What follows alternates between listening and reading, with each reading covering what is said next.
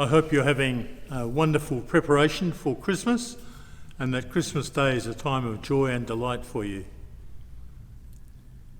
The old Dean of St Paul's in London, John Donne, was a fine poet, and he's much remembered for that phrase, "No man is an island." Of course, today we'd say no person is an island. The 2 years of pandemic threat, lockdowns, changed events, travel limitations, and the inability to catch up with family and friends has had a big effect on all of us. We've often experienced being an island. And while this has suited some people, most of us have yearned for more personal contact. It seems that human beings are made to be with each other, that we need others around us to help us to make sense of our lives. I think that I've learned two really important things from the pandemic so far. First, that we need others to experience life properly, and second, that we should never take for granted the different communities we belong to. Christmas is a time when we're forced to remember that we are not islands. We remember that Jesus was like us, born into a family with a history. He had to experience the normal tensions of family life, just like we do, and the stresses that come in the move from teenage years to adulthood. His followers were both his best supporters and his greatest disappointment. When the crunch time came, only a few friends stayed with him. Just like all of us, Jesus experienced these endless ambiguities of life. Christmas is just the start of a story about the man we Christians believe shows us how to be fully human and fully alive. In the overwhelming delight and even the loneliness or the sadness of Christmas, we celebrate that we are never really independent islands. We are bound together with all our passions and our weaknesses so that we can enjoy and celebrate and learn from all the good things God has in store for us. We grow too through the tough times and through the painful experiences. I always think that Christmas is a bittersweet time of the year.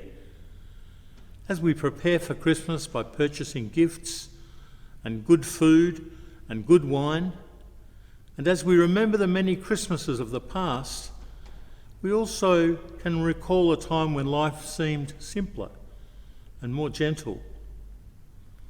I have wonderful memories of the pillow slip hanging from the end of my bed when I was a little boy. On Christmas morning, it always contained a comic. I wasn't allowed comics during the year.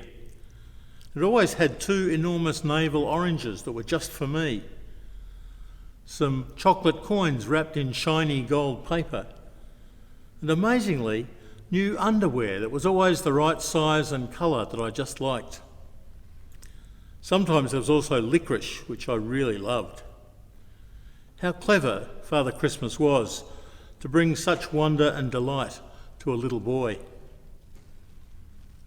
Childhood memories, the remembrance of those we love but see no more, the smells of Christmas, the excitement of midnight mass, the snoozing after lunch on Christmas Day, and that relaxed and happy boredom of the Boxing Day test on television.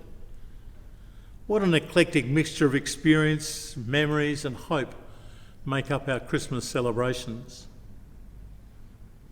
Of course, all this points us to discover again the Christmas message that God is always reaching out to us, inviting us to bend down and kiss the child of Bethlehem, or to embrace the fugitive boy returning from Egypt, or to feel the anxiety of the Holy Family as they search for the teenage Jesus engaging with the scribes and Pharisees, and to remember the wandering rabbi and his friends, bringing healing, hope, and the promise of a world turned upside down to those who had nothing much to protect them from the occupying Roman army. And while we celebrate the beginning of this child's earthly life, we're keenly aware too of how this story ends. Passion, cross, slow death, abandonment, and finally the release and the blessing of silence. And then the remarkable story of new beginning, new life, new hope, that is resurrection. From joy to pain and then to a new experience of joy. This is the pattern of Jesus' life, but the pattern of our life too, as we seek to follow, fail, and then stand to begin again, learning to trust, to commit, to rely on promise more than on our own strength. In the wonder and silence of that first Christmas, when Jesus arrived so quietly, so unobtrusively into our world, we're offered a tremendous gift.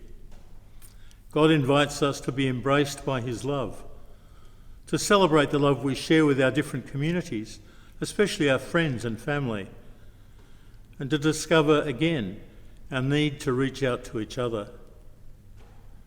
May God's love find you again this Christmas.